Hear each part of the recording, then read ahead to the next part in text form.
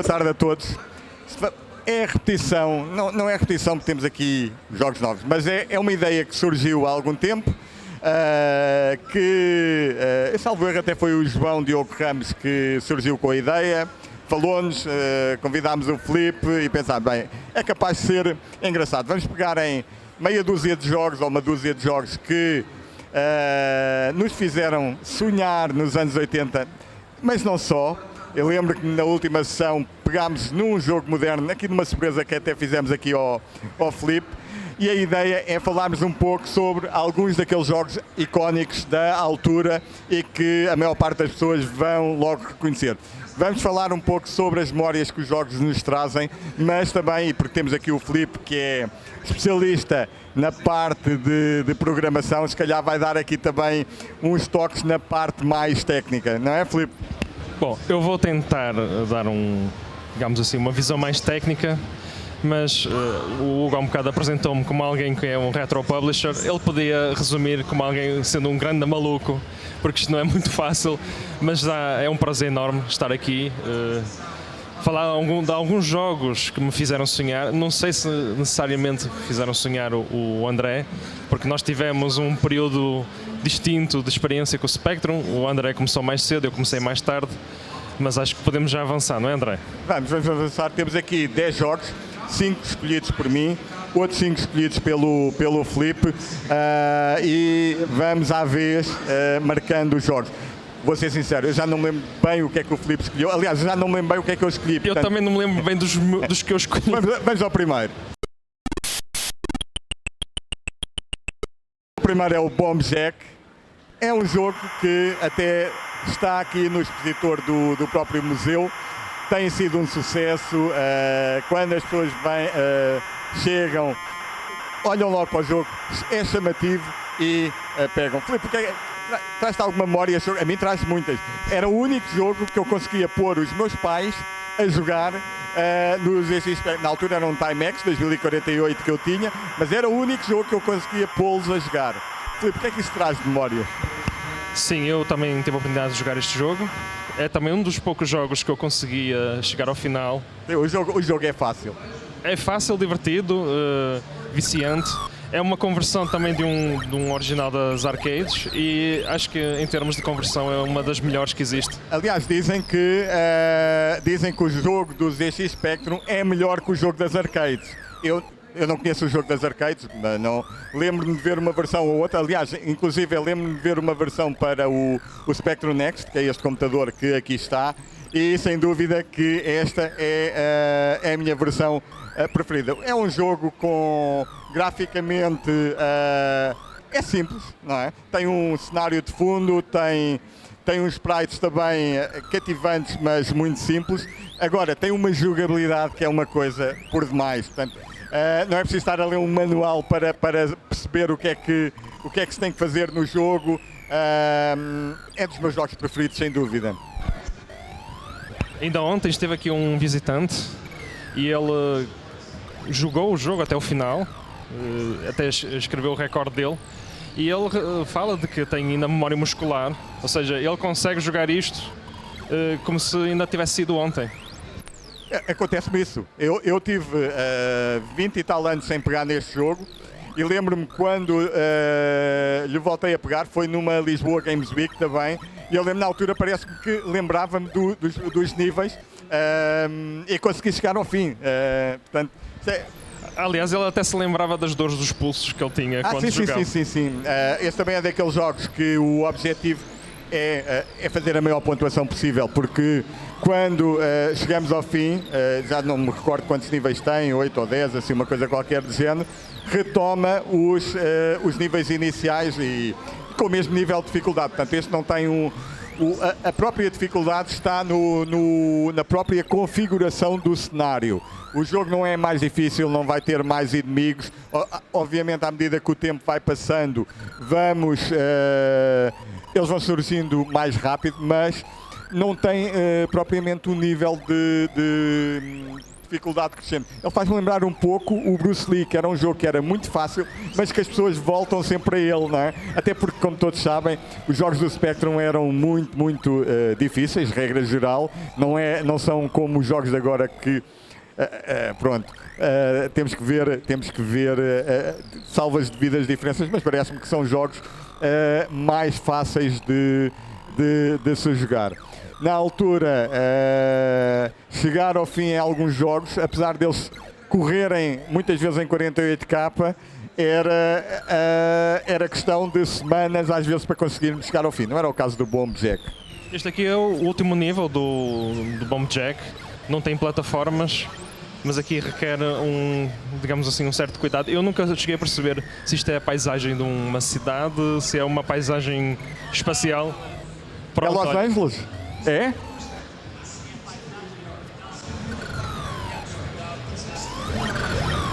Do Encontros Imediatos terceiro grau, ok, é verdade, o Close Encounters. E É aqui- verdade, é verdade. E aqui temos exemplo Olha, de... nunca tinha associado a isso realmente, mas é um cenário muito simples, já viste, é praticamente não tem muitos gráficos, mas e é um nível extremamente simples, mas que é cativante, não é? E aqui cá está, como tu disseste, quando se dá a volta ao jogo, começa-se novamente, mas a disposição das plataformas muda. Portanto, Não, quer mudou- dizer, o cenário de fundo é sim, igual, o cenário, mas as as plataformas, plataformas sim. Aqui parece coisa fácil até, não é? Ver aqui Não, o tem jogo. tem um detalhe aqui neste jogo, é que tu tens que apanhar as bombas por uma certa ordem, que é identificada pelo, digamos ali, aquela bomba que está a faiscar. Portanto, Esse jogo tinha uma particularidade, é que para saltarmos mais alto, tínhamos que carregar na tecla de disparo e na tecla para a frente, que era para ele ir então até mais acima. Isto foi dos maiores sucessos que houve para o ZX Spectrum. Eu recordo-me que o jogo vendeu muito. Ele foi lançado pela Elite, era uma editora. Aliás, a editora ainda hoje existe, ou pelo menos o Wilcox era sim, ainda o... existe e eu creio que ainda detém os direitos deste jogo. Ainda tem os direitos deste jogo. Aliás, eles lançaram há algum tempo um teclado Bluetooth para o ZX Spectrum, não é? Consta também que o patrão da Elite não era flor que cheire.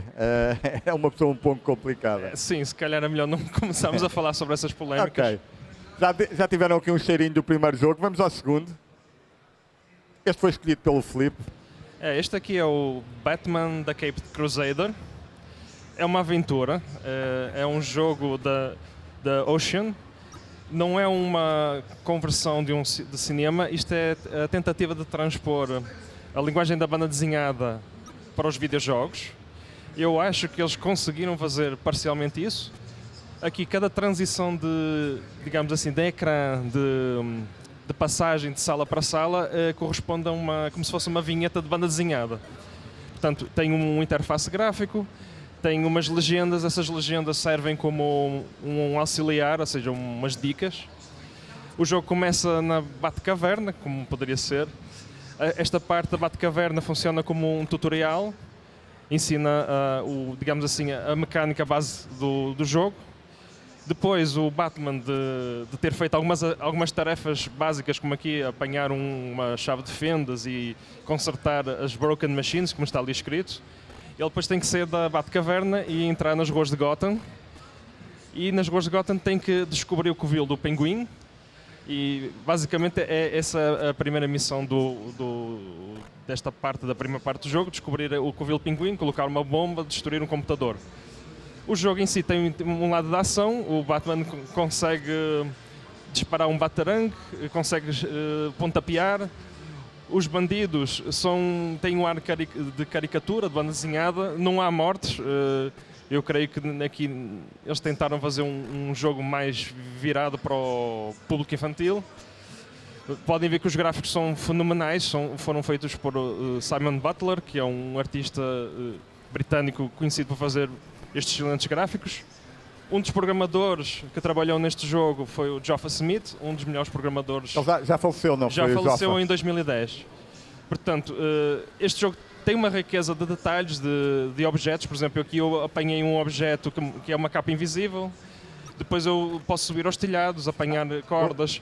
E o interessante é que digamos, as telas, cada quadro sobrepõe-se um acima do outro, como nós estivéssemos a desfolhar uma banda desenhada. Parece uma banda desenhada autêntica. Esse jogo tinha outra particularidade, é que ele era 2 em 1, porque, se eu bem me lembro, o lado A tinha esta aventura que está aqui, e o lado B tinha uma aventura que era o Joker, não era? Sim. Muito mais difícil do que esta. No lado B tu tinhas que resgatar digamos assim, o Robin do Joker. Não era muito fácil. Esta aventura eu lembro-me de eu ter completado na época. Acho que em 5, 6 minutos, tu sabendo o mapa... 5, 6 minutos se completa o jogo. É muito rápido. Agora, até chegarmos à fase em que demoramos 5 ou 6 minutos a acabar o jogo, se calhar são necessárias semanas. Isto é uma não é? aventura. É uma aventura gráfica com alguns elementos de ação. Óbvio que tu tens que descobrir qual é a finalidade dos objetos. Tem uma interface gráfico com algumas funcionalidades, ou seja, aqui eu estou a escolher a chave para descer neste elevador. Eu uso o cursor do Batman, pronto, eu aqui acabei por descer o elevador, portanto é um jogo que me cativou na época. Eu não costumava jogar aventuras gráficas, eu creio que no Spectrum, além do Dizzy, que é... O Dizzy tem uns contornos diferentes. Ele faz-me lembrar, se calhar, mais um jogo tipo o Terramax. Não é o Terramax, o Thunderbirds. Lembras-te que era um jogo que tinha 4 aventuras? Faz-me lembrar muito o Thunderbirds. Provavelmente até foram os mesmos programadores que estiveram a trabalhar nisso. Sim, porque até graficamente faz lembrar o Thunderbirds. Eu não me lembro quem eram os programadores do Thunderbirds. E aqui tem outro detalhe, o mapa, ou seja, o fundo do jogo é branco. Os jogos Spectrum geralmente o fundo era escuro. Isto foi um desafio maior para quem desenhava a arte dos gráficos do Batman. Eu acho que já podemos passar para o seguinte jogo. Vamos ao próximo. Agora foi escolhido por mim, vamos ver o que é que aí vem. Este é o jogo de futebol e tenho ali uma pessoa que o diz e muito bem. E temos aqui outra pessoa que também adora este jogo, não é? Que o Lenny é um grande fã aqui do Matchday 2. Este jogo surgiu em primeiro... Pronto, este é o Matchday 2. O jogo surgiu primeiramente em 1984, uma primeira versão que inovou completamente ao nível dos jogos de futebol. Também não havia muitos na altura e não havia com aquela perspectiva do top-down, do Sensible Soccer, que isso não existia na altura. Agora, este jogo conseguiu recriar muito bem os sprites com os jogadores e tinha uma particularidade. Ele, também por razões de memória e da própria tamanho do campo, ele só tinha 7 jogadores. Isto não era um desafio com 11 jogadores de futebol, portanto isto era mais futebol de 7. Agora, foi outro jogo que liderou os tops meses e meses, porque e é dos jogos também preferidos cá em Portugal. Tens memória? Este tinha outra particularidade, é que o jogo dava para 2 jogadores, e jogado sempre a 2 era sempre diferente. Eu recordo-me de passar horas e horas e horas com os meus primos a fazer campeonatos de Matchday e de Matchday 2. Eu tenho memória do primeiro. Que tinha aquela musiquinha muito repetitiva. Eu confesso que não sou grande fã de jogos de futebol. Eu joguei também uma série de 4 jogos de futebol. Da Codemasters. Sim, que tinham várias vertentes. Não era só apenas futebol, era futebol de futebol de rua, era futebol de salão, era futebol de 11 e era habilidades. Pronto, eu não joguei muito futebol. Vejo mérito neste Matchday 2. O scroll é relativamente bom, os sprites são grandes. Eu sei que as pessoas juntavam-se para jogar e era a diversão da época. A grande diferença deste para o primeiro é aquela barrazinha que vocês veem em cima quando um jogador está selecionado, que não é neste caso porque foi escolhida uma opção sempre com a potência de disparo no máximo, mas a barra andava para trás e para a frente e podia-se dar o caso de nós pensarmos, estávamos a estar para a frente e a bola vinha para trás. Outra inovação ou outro melhoramento deste relativamente à versão de 1984 é que esta versão, o seu criador, que também foi o criador do Batman, não daquele que passou antes, mas do primeiro Batman, ele conseguiu melhorar as mecânicas de reflexão da bola, e quando a bola tocava num jogador ou em algum obstáculo, simulava muito mais aquilo que era a realidade. Tu falas, era o John Ritman. Era o John Ritman. O John Ritman e o Ben Drummond, sim, exatamente. Por acaso o Ben Drummond também faleceu agora há pouco tempo. O John Ritman era um programador famoso que fez o Matt Day, fez o Batman. Ele não fez muitos jogos, mas aquilo que ele fez o Head Over Heels, claro, que são todos considerados como dos melhores jogos que foram para o Spectrum. Ele não fez em quantidade, fez acima de tudo em quantidade. Não, infelizmente. Já agora tu escolheste Sporting de propósito, não foi? É claro. e não podia pôr o Benfica nem o Porto, tinha que pôr uma equipa neutra, portanto meti o Belenenses. Infelizmente, quando estive a fazer o vídeo para aqui, não consegui marcar nenhum golo. Não vão ter aqui a possibilidade de ver o jogo, ver algum golo. Depois é que eu percebi que tinha colocado isto no nível mais difícil a estranhar. Ou eu jogo muito mal agora, que também é uma possibilidade, porque eu lembro de jogar com um amigo nosso, com o Jorge, em Cantanhede. Eu e o Lenny levámos uma tareia no Match Day 2, mas ou eu estava a jogar muito mal, ou eu realmente estava no nível mais difícil. Portanto, é um clássico que merece ficar em qualquer catálogo do GX Spectrum.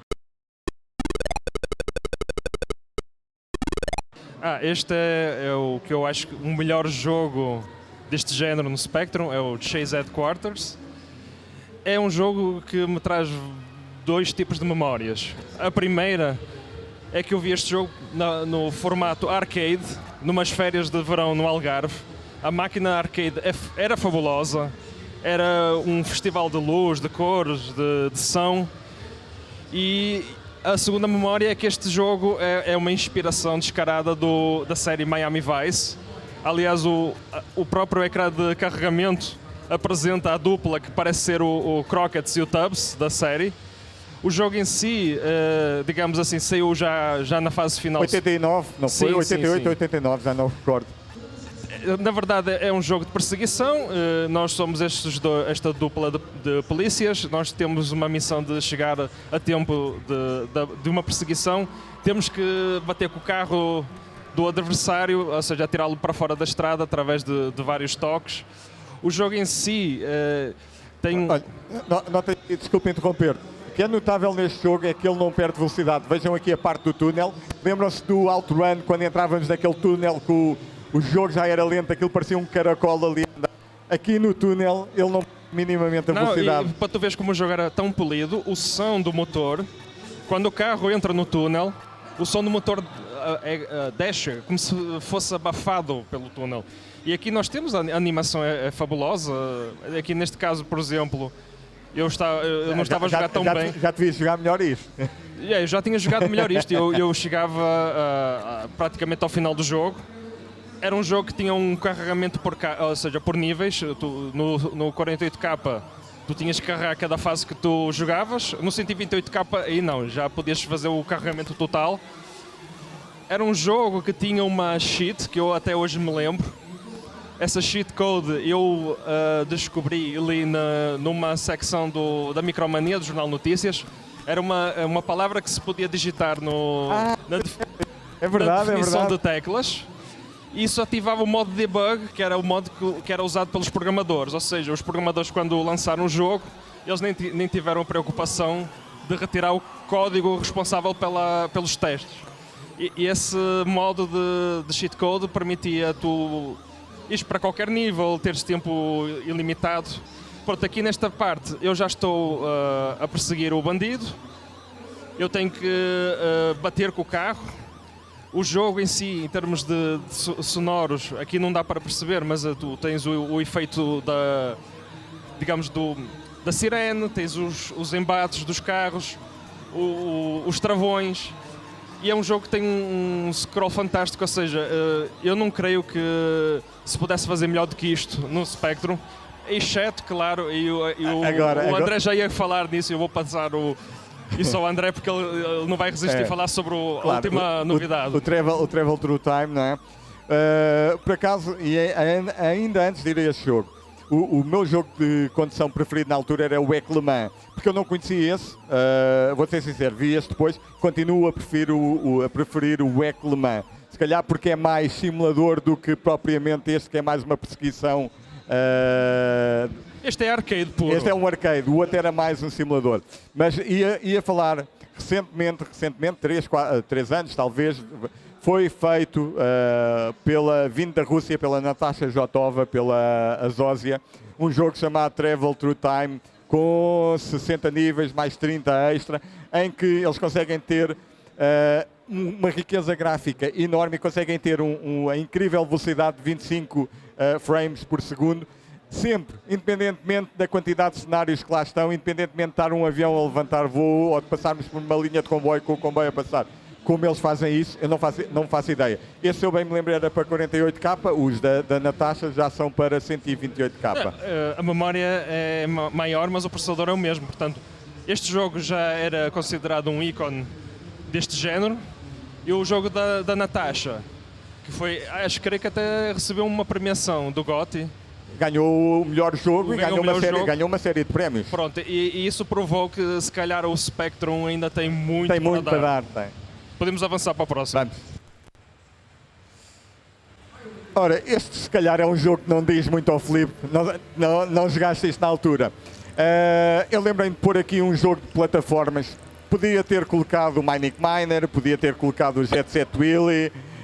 Ia-me ser complicado estar aqui a jogar e depois estar-vos a mostrar que já não jogava nada daquilo, mas o meu jogo de plataformas de eleição na altura era este, o Alfiders and Monty, que foi salvo erro, foi o 4º episódio da saga. Eles tinham tido o Monty Wonder Run antes e o Wanted Monty Mall, e depois um flop que foi o Monty's Innocent, não tem nada a ver com essa perspectiva.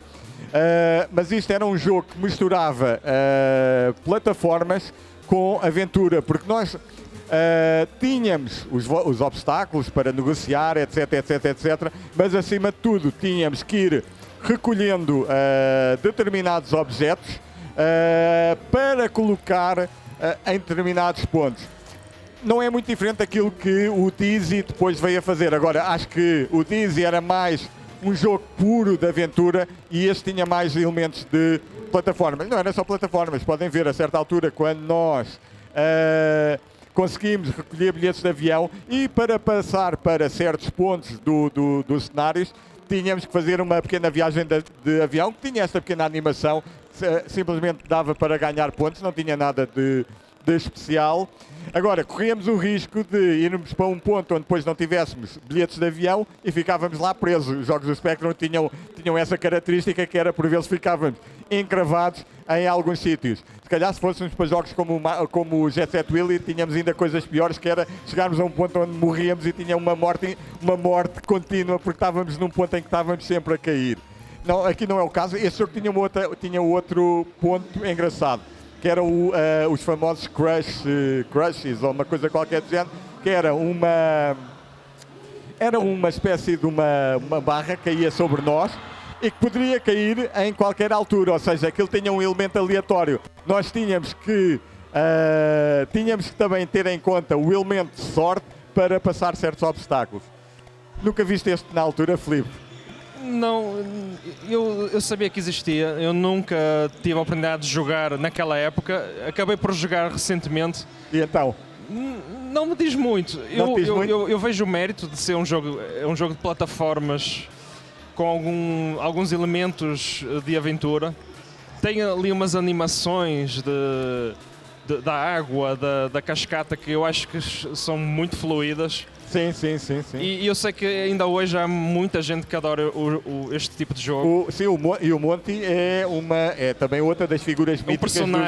Outra das personagens. Pronto, não é tão famoso como o Mineiro Willy ou como o Dizzy, mas é também uma personagem que ainda tem, que as pessoas se lembram. Aliás, continuam a sair jogos com a personagem do Monty. Obviamente não é agora aquela franquia da Gremlin da altura, acho que era a Gremlin Graphics, sim. Sim, são jogos de fãs que os São fãs... jogos feitos por fãs, mas que utilizam a personagem do Monty. Portanto, o Monty entrou na história, deixou legado, não é? Eu acho interessante a forma como ele salta. Sim, aqui já, a partir do momento em que ele começa a saltar, já não o conseguimos controlar. Eu acho isso muito, ele tem, muito original. ele tem outra coisa engraçada que também é usada em alguns jogos atuais, que é, a certa altura existe para ali umas garrafas de vinho ou de espumante ou uma coisa qualquer, e quando nós as apanhamos, os controles entram em modo reverse. Ou seja, carregamos para a esquerda, vamos para a direita, portanto é como a simular o estado de embriaguez, e eu tenho visto alguns jogos recentes que utilizam essa técnica, mesmo aquela técnica da barra a cair aleatoriamente, temos alguns jogos também com isso. E para ser sincero, isto traz alguns elementos de Manic Miner, porque os inimigos são muito abstratos. Tu tens ali um carro que não faz muito sentido na posição em que está, mas... Nem a posição, nem o tamanho, não é? É o tamanho, mas pronto, talvez seja uma inspiração do Manic Miner e dos primeiros Sim, jogos. O jogo é inspirado, acima de tudo, no Manic Miner, não é? É engraçado, agora, salvo erro, se formos para cima, vamos ver a Torre Eiffel, acho eu. Não sei se cheguei a este ponto ou não, mas olha, visto aquele momento em que ele passa por ali e fica agarrado na parte de cima. Eu lembro que este jogo passava-se em vários países, não é, Ana? Uma das críticas que este jogo teve cá em Portugal é porque ele não tem Portugal no mapa. Não sabe-se lá porquê. Viram ali o crash? Aquilo é aleatório, portanto é, se calhar, injusto. Aqui estamos na base da Torre Eiffel. Vamos ver, não me recordo se fui... Não, já não fui até à Torre Eiffel. Realmente parece a base da Torre Eiffel.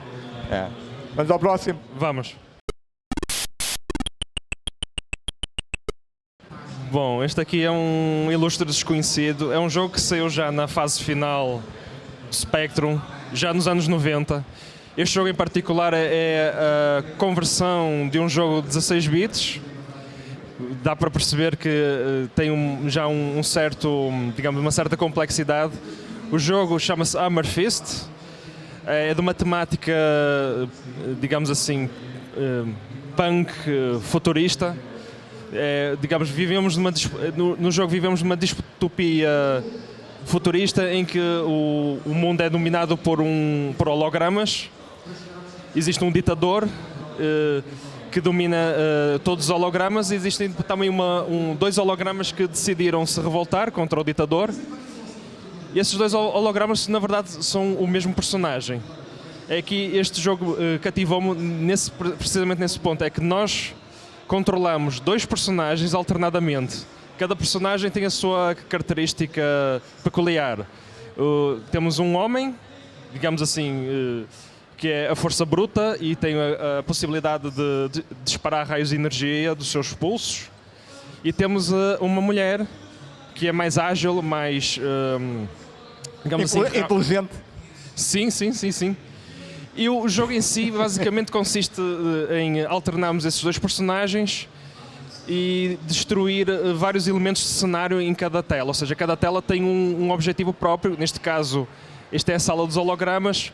Para que nós consigamos passar para a sala seguinte, nós temos que destruir os computadores que estão espalhados pela sala. Eu recordo-me que aqui era extremamente difícil conseguir passar para a plataforma de cima. Sim. E é outra coisa interessante neste jogo, é que os personagens têm uma série de movimentos. Por exemplo, no caso, este herói, o masculino, não é tão flexível, mas ele é capaz de, por exemplo, neste caso, ele está a tentar destruir com a cabeça estes computadores. É força bruta mesmo. Ele precisa também destruir os computadores que estão ali naquela plataforma superior para que aquela porta, aquele gradeamento abra. Só que ele não é capaz de lá chegar, e nós já vamos ver porquê. É exatamente esta parte de alternância. É engraçado, tu sempre que disparas, o outro desviava-se, não é? Sim. Aí já temos a nossa heroína. Este tem uma animação fabulosa para Spectrum. Isto, em parte, lembra um pouco o Prince of Persia. E aqui ela está a tentar saltar para a plataforma seguinte. Ela tem alguns golpes de karaté. Eu só sinto a falta de uma coisa neste jogo. Ele é monocromático. Ele é monocromático, e eu diria que é muito difícil fazer este jogo colorido. E tem outra grande falha, o jogo não tem absolutamente som nenhum. Este jogo foi apressado, ele foi lançado sem som. Creio que também não conseguiram trazer a cor do jogo original, que era para o Atari ST e para o Amiga. Cá está, aqui ela já conseguiu saltar para a plataforma superior. Agora ela tem que tentar, digamos assim, destruir o ecrã. À força da cabeçada. Exatamente. Não é? Quando os computadores são destruídos, o sistema de segurança é desligado e aí sim eles podem avançar para a fase seguinte. Sim. Outra coisa interessante neste jogo é que o jogo tem um temporizador. Tem que? Desculpa. Um temporizador. Portanto, durante algum tempo, os bónus que são largados pelo inimigo, ou seja, como tu podes ver, essas estrelas são bónus positivos. E há aquele temporizador ali no meio, onde está aquela face vermelha, que indica quando é que o ditador holográfico acorda. E a partir desse momento, todos os bónus largados pelos inimigos são bónus negativos. Aqui é outra fase que me marcou bastante. Isto lembra-me da Fink, do John Carpenter. Sim. É um cenário bastante rico, vivo, cheio de tentáculos. E o jogo em si é longo e aí alterna a parte de tecnologia com esta parte de mais gore. Basicamente é isso. Aqui também tem um outro obstáculo, que nós temos que usar os raios para destruir as criaturas e depois a nossa heroína para saltar para a plataforma seguinte. Eu acho que nós já podemos avançar para outro jogo, a não ser que queiras comentar alguma coisa. Não. Eu realmente este jogo não faz parte dos jogos da minha vida. Não é que eu não gosto dele e ao ver o Filipe a jogar, está-me a dar vontade de voltar a ele. É porque isto é de que eu 90, 91 e nessa altura eu já tinha passado para outros, já não estava com o Spectrum, portanto não me lembro nunca de ver isso na altura. Vamos a outro. Também estás quase a terminar o nível, não é? Ok. Podemos passar. Bem, este aqui se calhar é o jogo preferido de muito português. Aliás, nós fizemos em tempos num fórum do Facebook uma sondagem do ZX Spectrum da redação de qual era o jogo preferido dos portugueses e foi o Fórmula 1 que venceu. Este jogo até tem uma clara ligação a Portugal. Ele foi desenvolvido por dois programadores. Eu não sei se um deles era escocês ou não. Um era inglês e eu acho que o outro era escocês. Mas um deles estava a viver em Portugal quando o jogo foi feito. Portanto, podemos dizer que este jogo tem uma costela portuguesa. O jogo é um manager. Portanto, era um jogo que era relativamente popular e fácil de passar para os ZX Spectrum. Não era um jogo que tivesse nas máquinas de arcade. Mas que encontrava no ZX Spectrum a sua plataforma ideal para ser desenvolvido. Tinha uma particularidade, dava para jogar com 6 jogadores em simultâneo. E as memórias que eu tenho nas férias com a minha família, além do Match Day 2, era estarmos todos, os primos todos reunidos, todos a jogar ao Fórmula 1. Em especial era sempre um stress quando chegávamos aqui à fase das boxes, onde era necessário, além da parte de estratégia, era necessário também alguma destreza nos dedos para conseguirmos encontrar os pontos exatos para podermos ir à boxe e fazer os arranjos no carro. Este jogo continua a ter muitos fãs. Aliás, há um remake, um mod do jogo feito em 98 por um português, o Nuno Pinto, e mais recentemente o Rui e o Jorge também pegaram no jogo. Aliás, o Jorge já teve a oportunidade de falar nisso. O Jorge que está, alguns por ali, que está a olhar para aqui, está ali a acenar, está ali a mexer no braço robótico, e ele juntamente com o Jorge fez aqui um remake do jogo com novos gráficos, acho que melhorias a nível da animação, etc. Filipe, este aqui não é muito a tua onda também, não é? Não, eu lembro que tive este jogo, eu já era mais novinho e eu gostava mais do jogo precisamente esta parte em que os carros passam. a parte de simulação eu não era particularmente fã, eu escolhi as opções ao caso. Isto era um jogo para jogar em família. Sim, o que eu sei é que este jogo tem uma base de culto, não só em Portugal, não só no Reino Bem, Unido. olha que o jogo, quando saiu em Inglaterra, eu lembro que as reviews foram muito más. Isto foi lançado pela CRL, era uma publisher com má fama no mercado britânico, que eles lançaram muitos flops, muitos jogos maus, tinham fama de também não pagar aos seus programadores, mas depois pelo meio tinham pérolas como o Fórmula 1, eu lembro-me do Academy e do Tal Ceti, 2 jogos lançados por essa editora também muito, muito bons. E este jogo, aliás, também é conhecido no Brasil, também tem fãs no Brasil. E curiosamente, o facto de ter tido pessoas que fizeram modificações e melhorias mostra que este jogo, se calhar, envelheceu muito bem. Para quem é fã de Fórmula 1, obviamente isto aqui é obrigatório. E pronto, eu acho que é um jogo que diz muito aos portugueses, como tu bem disseste. Um dos programadores, inclusive, viveu em Portugal. E ele sabe disso, ele apadrinhou o novo remake feito pelo Jorge e pelo Rui. Quem sabe... Aliás, estamos a contar que eles continuem a desenvolver o jogo e se calhar até para plataformas modernas. Eu cheguei a ver já algum material feito em plataformas modernas por eles, portanto fica aqui uma palavra de incentivo para eles continuarem este trabalho. Quem sabe eles nos visitam a Portugal, vamos ver. Ora, agora vamos terminar a corrida. Eles são as 16 corridas que havia na altura, com os corredores da altura. Temos o Prost, temos o Alboreto, temos o Senna, temos os mais conhecidos da altura. Depois, no final, temos o Lauda, o Angelis, o Hélio de Angelis, não sei se tínhamos o Dia Pironi, pronto. E aqui era a fase em que nós tínhamos então que fazer os melhoramentos no carro, consoante o dinheiro que ganhássemos nas corridas. Portanto, era um puro jogo de estratégia. Pronto, este aqui é absolutamente o meu jogo favorito.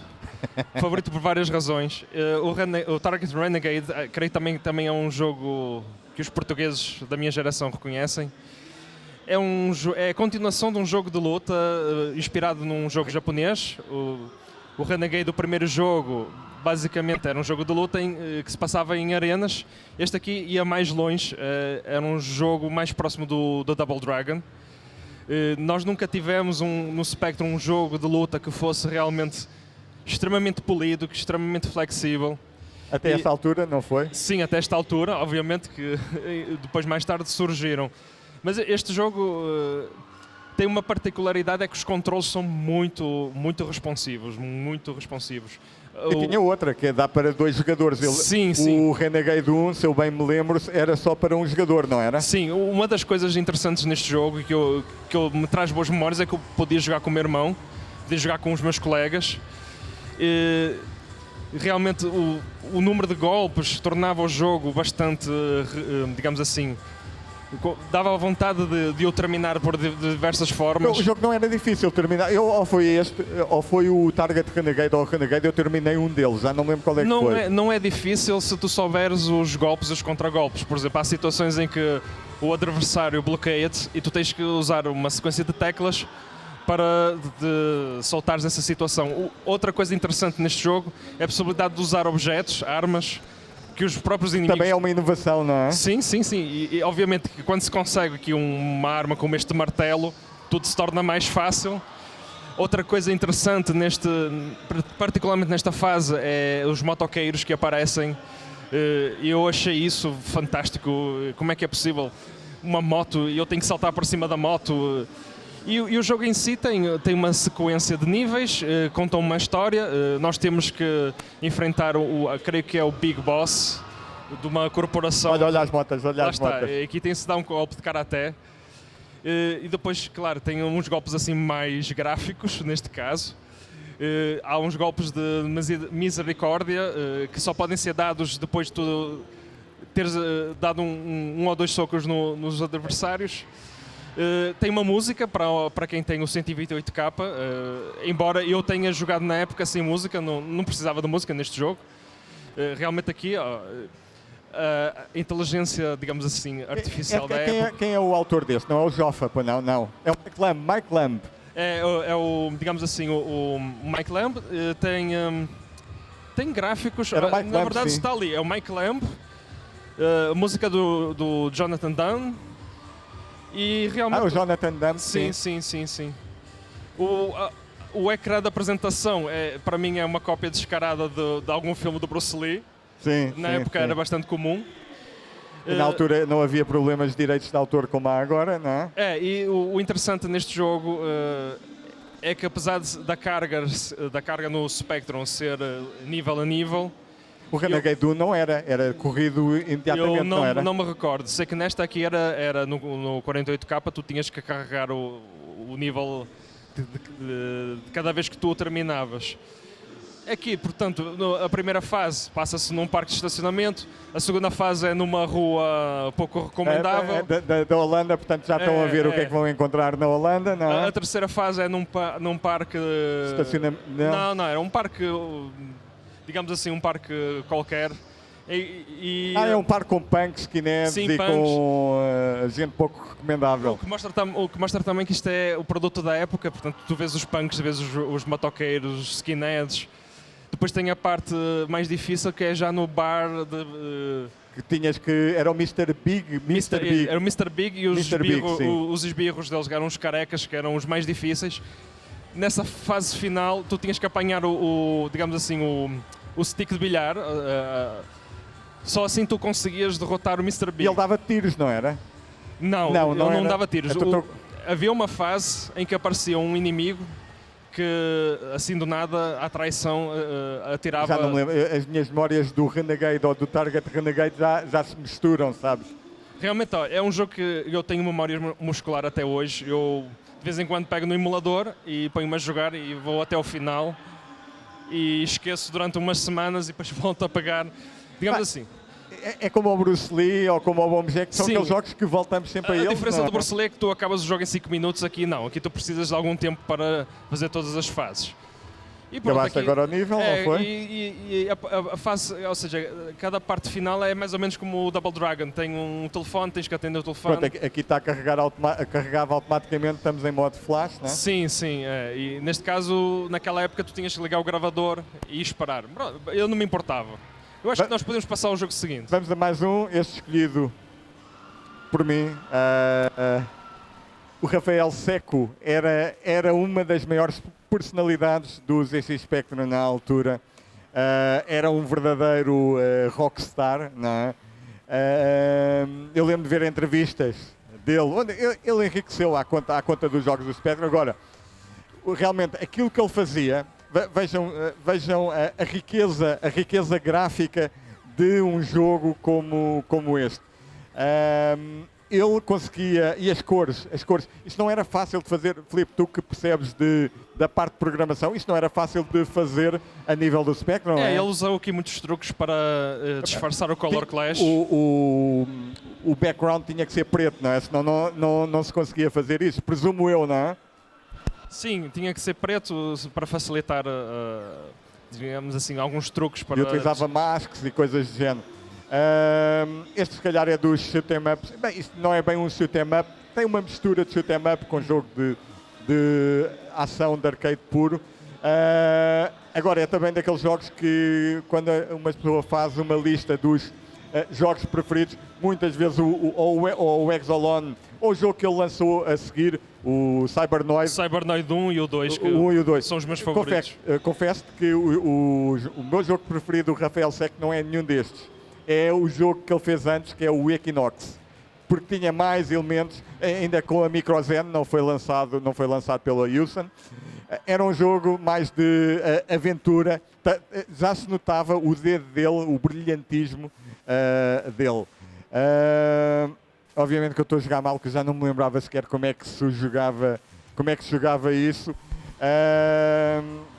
Mas pronto, isto é daqueles jogos, tem uma jogabilidade imensa. Isto é um jogo muito difícil. Isto não é daqueles jogos que vocês começam a jogar e ao final ao final de 1 hora ou 2 já terminaram o jogo. Eu não me recordo quantos níveis é que isso tinha, se tinha 50, acho que era 50 níveis ou assim, algo do género. O Cybernoid é muito mais fácil do que o Exolon. Achas? Acho. Olha que o Cybernoid para mim tinha um problema, tínhamos as teclas 1, 2, 3 e 4 para ter que mudar de armas e eu confundia sempre.